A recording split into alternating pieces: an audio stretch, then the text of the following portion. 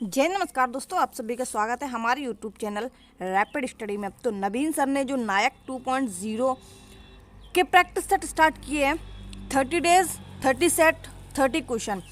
तो इसकी जो सीरीज़ है वो हम 30 डेज तक चलाएंगे। तो प्रैक्टिस सेट पहले का जो है वो हम सुपर फास्ट रिवीजन करेंगे।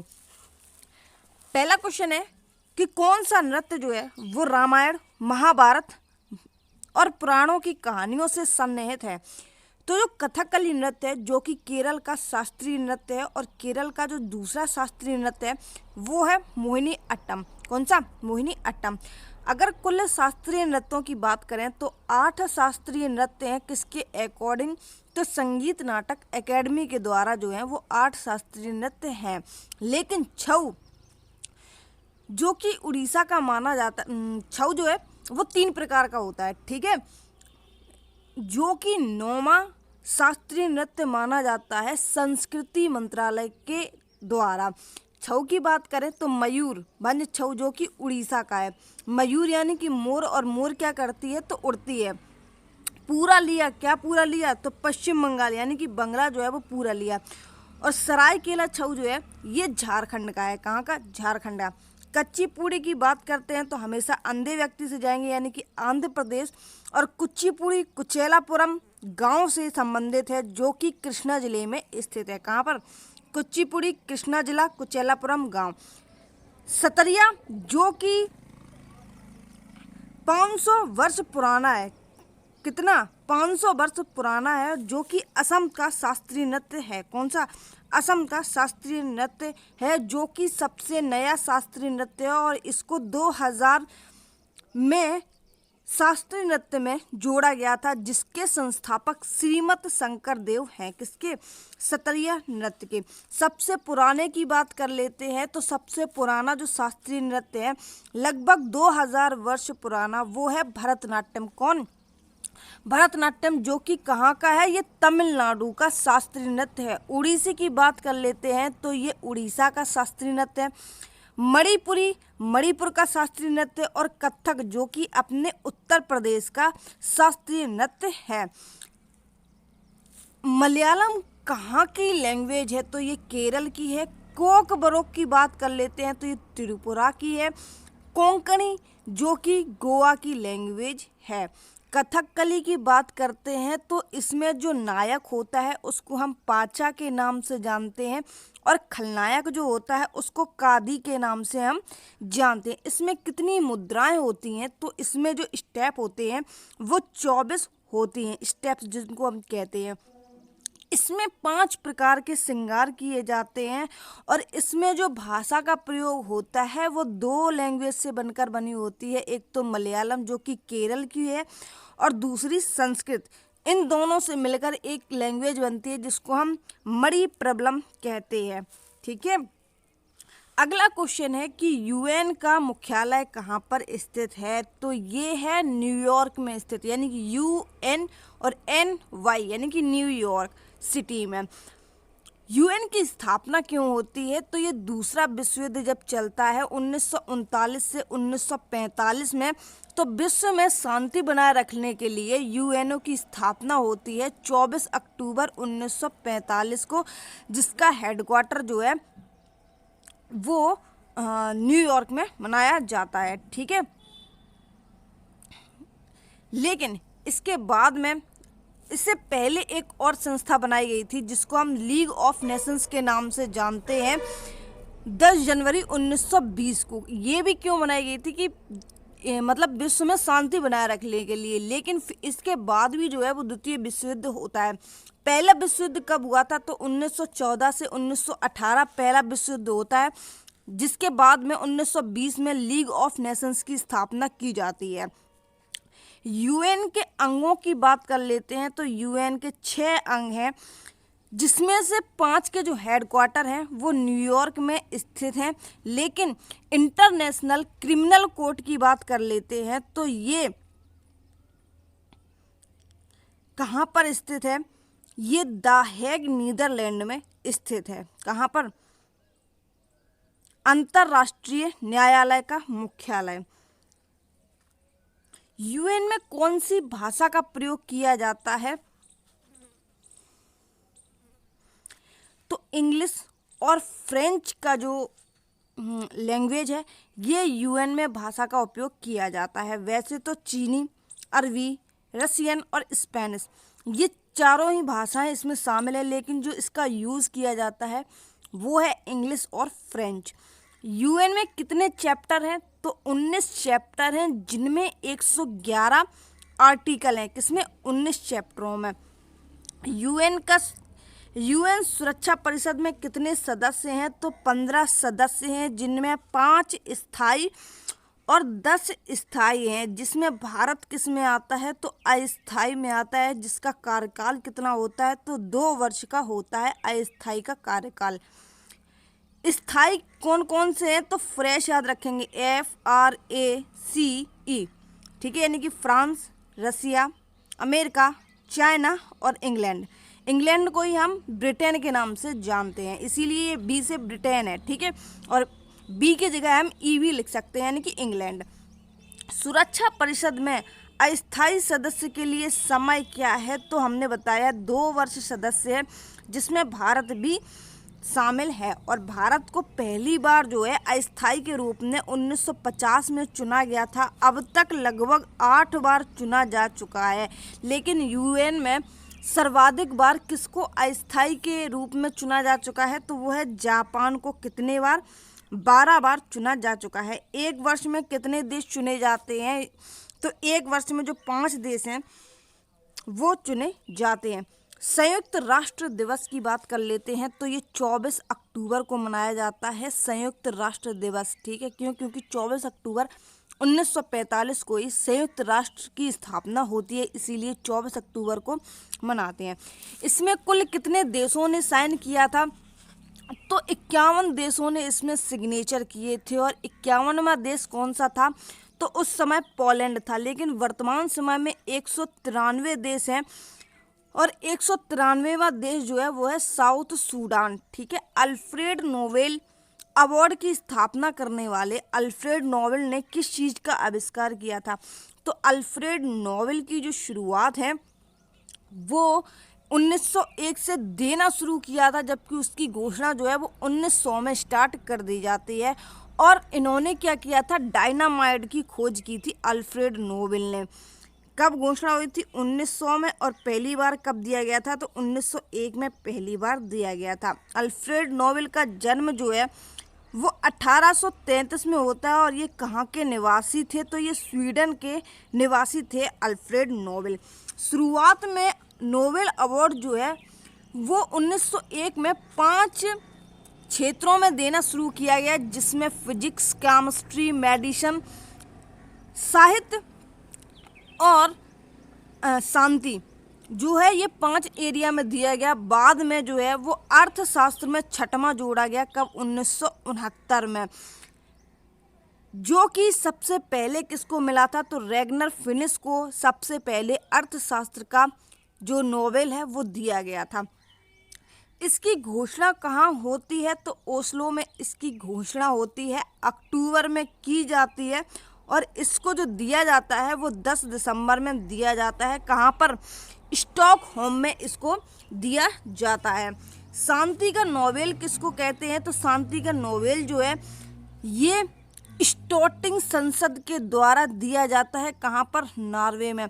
सबसे कम उम्र में नोबेल पुरस्कार विजेता कौन थे?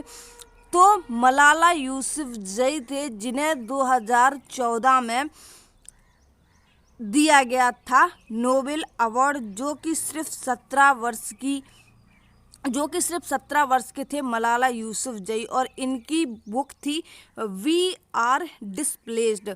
सबसे अधिक उम्र में नोबेल किसको मिला था? तो एक 97 वर्ष के बुजुर्ग थे, जिनका नाम था गुड इनफ। क्या था? गुड इनफ था। भारत में हवाई परिवहन निम्नलिखित में से किस वर्ष शुरू की गई? तो ये 1911 में शुरू की जाती है, जो कि हवाई डाक सेवा के लिए इसको शुरुआत की गई थी, प्रयागराज से नैनी के लिए। और प्लेन का नाम क्या था? तो हम्बर बाई प्लेन इसका नाम था।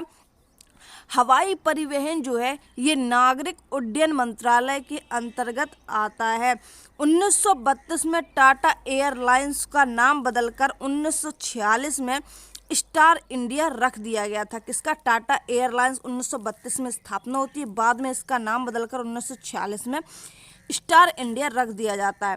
भारत का पहला हवाई अड्डा कौन सा है? तो ये मुंबई में स्थापित किया गया था 1928 में, जिसका नाम था जुहू। भारत का सबसे व्यस्त हवाई अड्डा कौन है? तो ये है दिल्ली का हवाई अड्डा, जिसका नाम है इंदिरा गांधी एयरपोर्ट, जिसको हम जानते हैं। भारत का सबसे बड़ा हवाई अड्डा कौन सा है?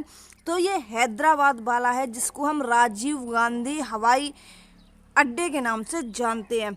भारत का 100वां हवाई अड्डा कौन सा है? तो ये सिक्किम में स्थित है, जिसका नाम पाक्योंग है। कौन सा है? पाक्योंग है। सौर ऊर्जा से संचालित पहला विश्व का हवाई अड्डा कौन सा है? तो ये कोचीन हवाई अड्डा है, जो कि पब्लिक प्राइवेट पार्टनरशिप पर बना हुआ है। किस पर? पब्लिक प्राइवेट पार्टनरशिप पर बना हुआ है। 2011 की जनगणना के अनुसार दशक के दौरान जनसंख्या में कितनी वृद्धि हुई थी?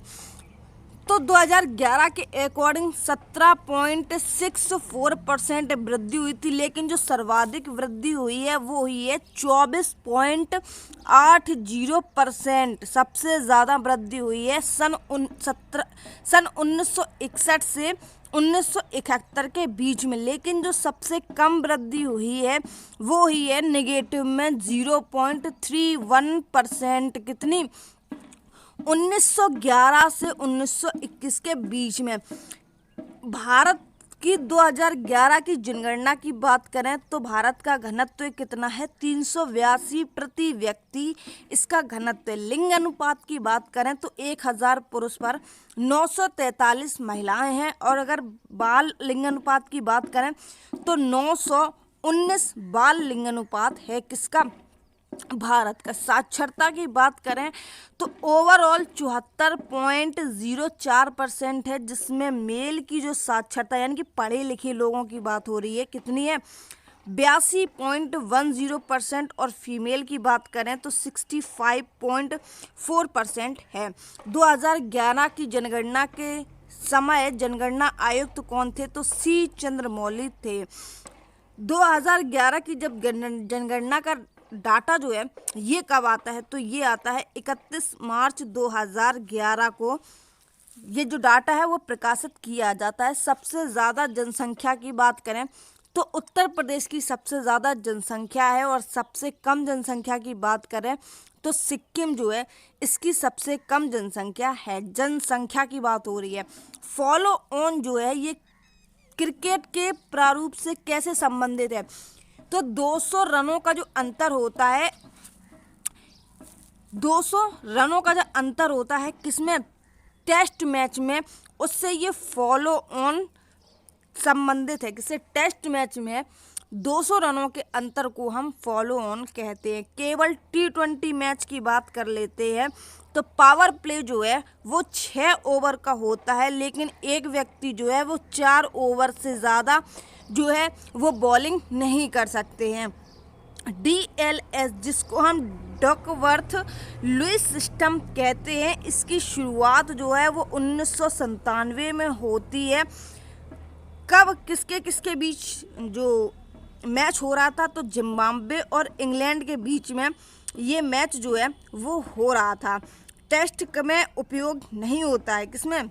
DLS जो है ये टेस्ट में उपयोग नहीं होता है, लेकिन DRS जिसको हम डिसीजन रिव्यू सिस्टम कहते हैं, तो इसकी शुरुआत जो है वो पहली बार 2008 में होती है, जब IPL शुरू किया गया था तभी। इंडियन और श्रीलंका के बीच में उस समय मैच चल रहा था, उसमें इंडिया की तरफ से वीरेंद्र सहवाग थे और T20 फॉर्मूले के कप्तान से बने थे। T20 फॉर्मेट के कप्तान बने थे कौन? वीरेंद्र सहवाग, और दुनिया के पहला खिलाड़ी था जो डिसीजन रिव्यू सिस्टम से इसको आउट किया गया था। भारत का ODI पहला कप्तान कौन था? तो अजित वाडेकर जो है वो भारत के पहले ओडीआई कप्तान बने थे। टेस्ट मैच की बात कर लेते हैं तो टेस्ट मैच जो है वो 5 दिन तक चलता है। कितने? 5 दिनों तक चलता है, जिसमें 90 ओवर होते हैं। लंच ब्रेक होता है 40 मिनट का, टी ब्रेक होता है 20 मिनट का और इनिंग ब्रेक होता है 10 मिनट का। ओडीआई की बात कर लेते हैं तो इसमें इनिंग ब्रेक जो है वो 40 मिनट का होता है और T20 में इनिंग ब्रेक जो है वो 10 मिनट का किया जाता है। रेत की समाधि, जिसको हम टॉम ऑफ सैंड के नाम से जानते हैं, जिसको 2022 में बुकर इंटरनेशनल अवार्ड से सम्मानित किया गया था। किसको? गीतांजलि श्री को, जिसके लिए। और इसको इंग्लिश में किसने ट्रांसलेशन किया था? तो डेजी रॉकवेल ने टॉम ऑफ सैंड को डेजी रॉकवेल ने इंग्लिश में ट्रांसलेशन किया था। बुकर इंटरनेशनल अवार्ड की बात कर लेते हैं तो 2005 में इसकी शुरुआत होती है। और मैन बुकर अवार्ड की बात कर लेते हैं तो 1969 में इसकी शुरुआत होती है। देखो, जहाँ मैन लग जाए वो शुरुआत में जाएगा 1969 में, और सिर्फ बुकर लगा है तो ये बाद में आएगा। कब? 2005 में। तिरोहित बुक, ये किन की पुस्तक है? तो ये भी गीतांजलि श्री की पुस्तक है। द एम्प्टी स्पेस, ये भी गीतांजलि श्री की पुस्तक है। झुम्पा लाहिरी की बात कर लेते हैं तो वेयर अबाउट इनकी पुस्तक है। द लोलैंड इनकी पुस्तक है। इंटरप्यूटर ऑफ मेलोलीज, ये भी इनकी पुस्तक है। द नेम सेक, ये किन की है? तो ये भी द नेम सेक बहुत ज़्यादा पूछी जाती है। किसकी है? तो झुम्पा लाहिरी की है। गवर्नर जनरल का पद पहली बार किस अधिनियम के अंतर्गत आया था? तो 1773 का रेगुलेटिंग एक्ट आता है, जिसमें सबसे पहले जो है वो भारत में गवर्नर का पद आता है, फिर गवर्नर जनरल का पद आता है, उसके बाद में जो है वो भारत के गवर्नर जनरल, यानी कि यहाँ पे तो बंगाल के गवर्नर हो गए, बंगाल के गवर्नर जनरल हो गए, और यहाँ पे भारत का गवर्नर जनरल और फिर भारत का वायसरॉय। तो देखो, बंगाल के गवर्नर कौन थे? तो क्लाइव थे। भारत के गवर्नर जनरल कौन बना था? तो हेस्टिंग बना था। इसके बाद में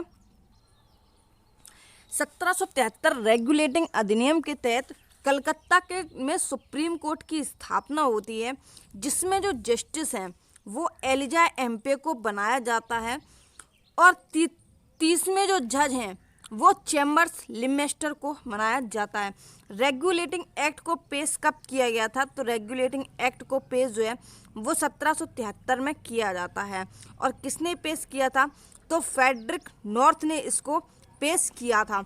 गवर्नर कौन बने थे? तो गवर्नर जो है वो क्लाइव बने थे। गवर्नर जनरल कौन बने थे? तो हेस्टिंग बने थे। किसके? बंगाल के। फिर भारत के आ जाते हैं। भारत के गवर्नर जनरल कौन बना था?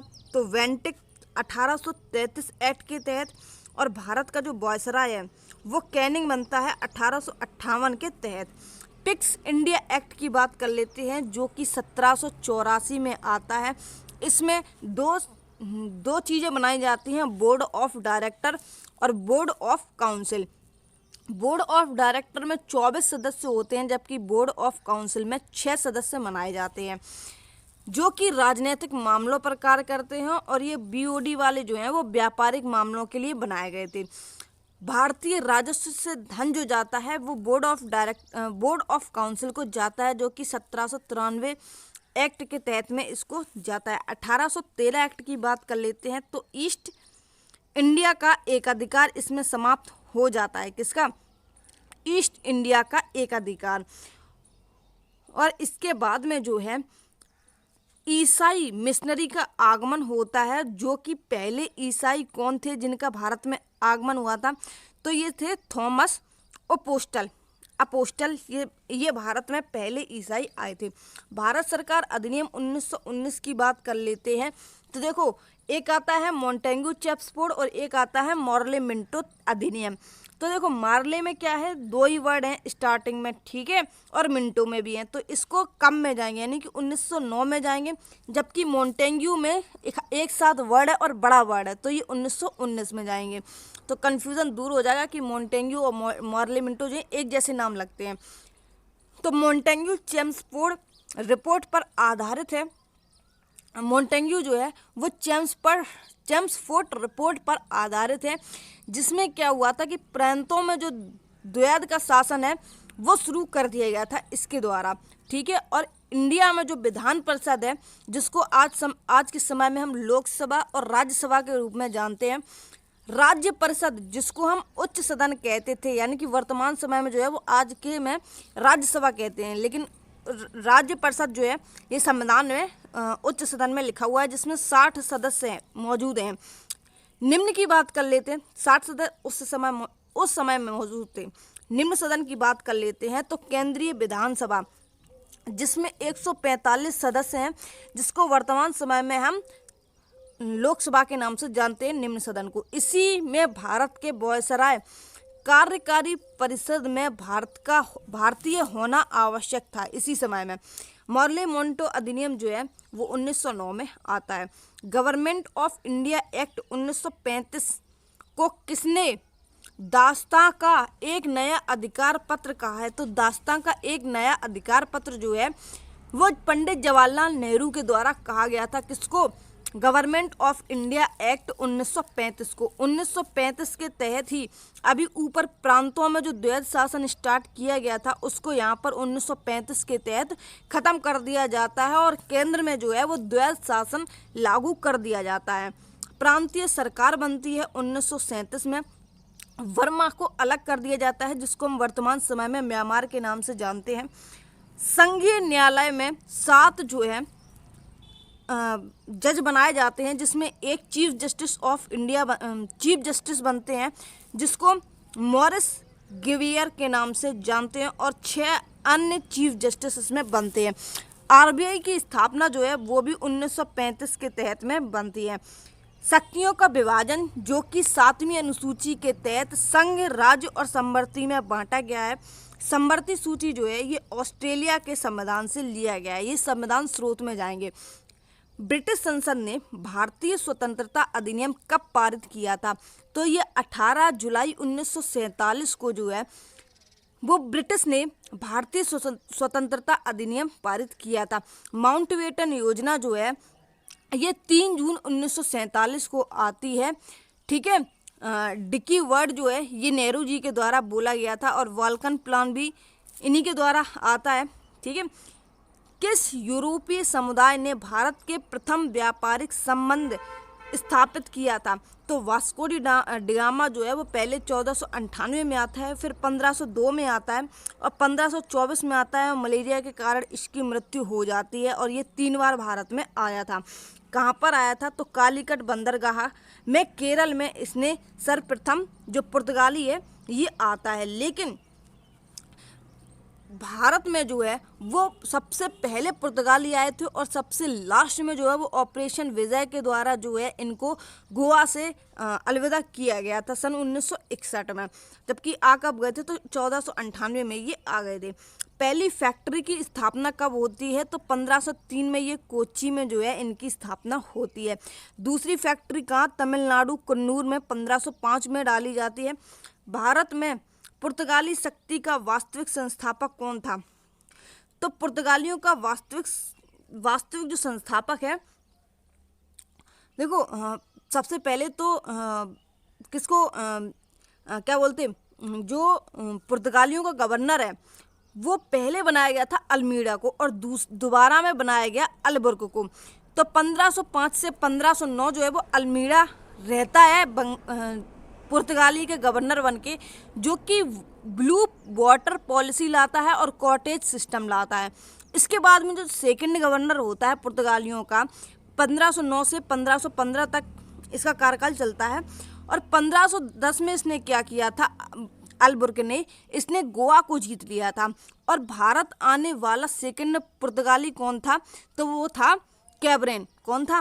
कैब्रेन था, ठीक है। लेकिन पहला कौन आया था? तो वास्को डी गामा आया था। बार्थोलोम्यू डियाज जो है इसके साथ में आता है, कैब्रेल के साथ में, ठीक है। जो कि जिसने कैब्रेल ने क्या किया था? इसने ब्राजील का जो है ब्राजील की खोज की थी कैब्रेल ने। पुर्तगाली सबसे लंबे समय तक रहे थे कब? ऑपरेशन पोलो के द्वारा जो है वो गोवा से इनको भगा दिया गया था सन 1961 में। अभी आपको ये चीज़ हम बता चुके हैं।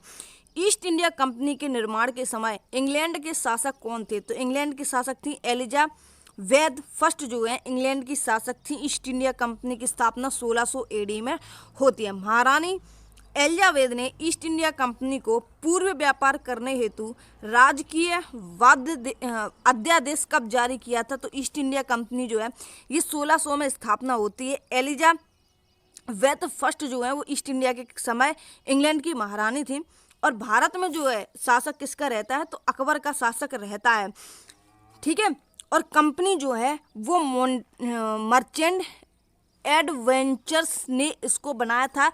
ये जो कंपनी बनी थी ईस्ट इंडिया कंपनी वाली, कब बनाया था? तो 1599 में इसको बनाना शुरू किया था, ठीक है।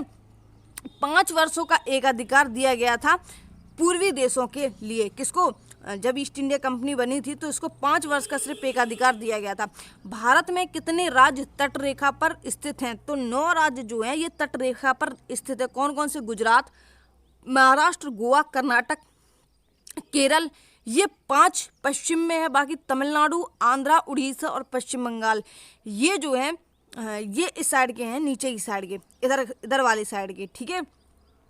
सबसे लंबी तटरेखा वाला राज्य कौन सा है? तो गुजरात है, उसके बाद में आंध्रा है, उसके बाद में तमिलनाडु है। तटरेखा की लंबाई की बात करें तो देखो अभी वर्तमान समय में इसको चेंज किया गया है, लेकिन अभी जो ऑथेंटिक रूप से जो चीज़ें हैं वो इतनी ही हैं। कितनी? 7516.6 किलोमीटर, ठीक है। अभी अगर एग्जाम में आएगा तो हम इतना ही लगाएंगे। 9 डिग्री चैनल जो है वो किस किस के बीच में स्थित है? तो लक्षद्वीप और मिनिकॉय। लक्षद्वीप कवारती जो है, लक्षद्वीप की जो राजधानी है वो है कवारती। कवारती तथा मिनिकॉय के बीच में जो है वो 9 डिग्री चैनल स्थित है।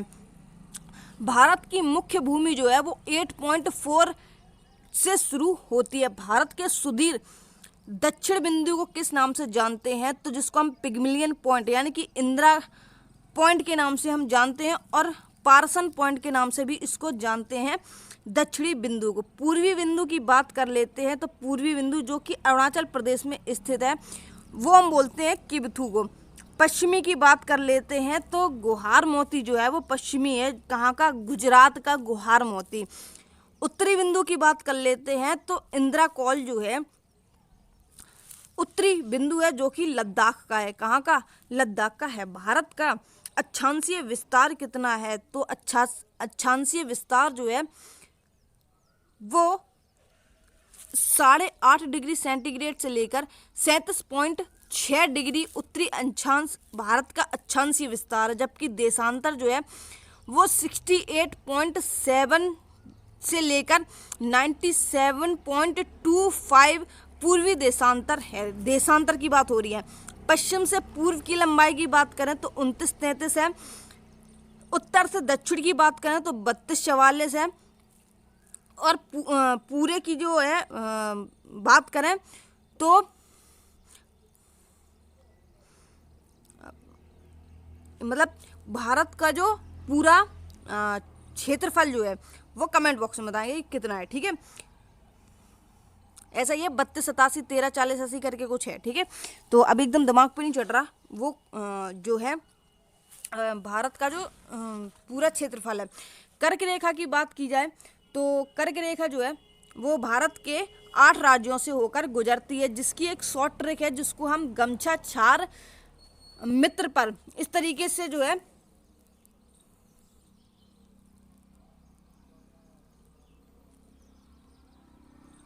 कि नाम से जानते हैं। गम से मतलब हो गया गुजरात, राजस्थान, मध्य प्रदेश, छत्तीसगढ़, झारखंड, बंगाल, त्रिपुरा और मिजोरम। सबसे कम राजस्थान का है और सबसे अधिक जो है वो मध्य प्रदेश का है। प्रधान मध्याह्न रेखा जो है वो 82.5 डिग्री पूर्वी देशांतर है। जो भारत का क्षेत्रफल है वो है 32,87,263 वर्ग किलोमीटर, इतना है भारत का क्षेत्रफल, ठीक है। 32,87,263 वर्ग किलोमीटर। उत्तर प्रदेश, मध्य प्रदेश, छत्तीसगढ़, आंध्र प्रदेश और उड़ीसा।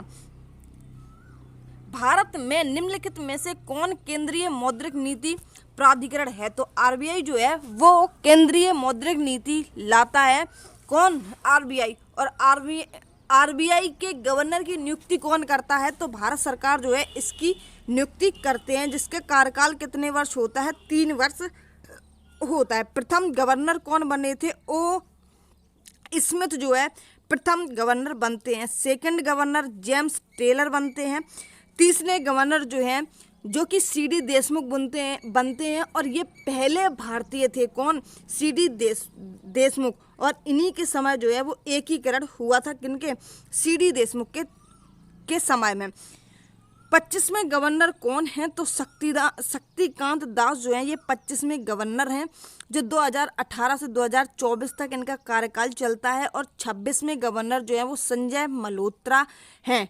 ठीक है, इसकी स्थापना जो है आरबीआई की 1935 एक्ट के तहत होती है, 1934 एक्ट के तहत 1935 में होती है, जिसका मुख्यालय पहले कोलकाता में बना था और फिर कोलकाता से जो है वो मुंबई लाया जाता है। किसका? आरबीआई का हेडक्वार्टर। लेखा वर्ष किसको कहते हैं? तो 1 अप्रैल से 31 मार्च जो है इसको लेखा वर्ष कहते हैं। सिफारिश की बात करें तो यंग हिल्टन कमेटी और रॉयल कमीशन और शाही आयोग की सिफारिश पर जो है होता है किसकी? आरबीआई की स्थापना। बंगाल टाइगर और ताड़ का पेड़ जो है इसके लोगों में लगा हुआ है। प्रकृति की बात कर लेते हैं तो शाब्दिक इसकी प्रकृति है। कमेंट बॉक्स में बता देना कि वीडियो कैसा लगा।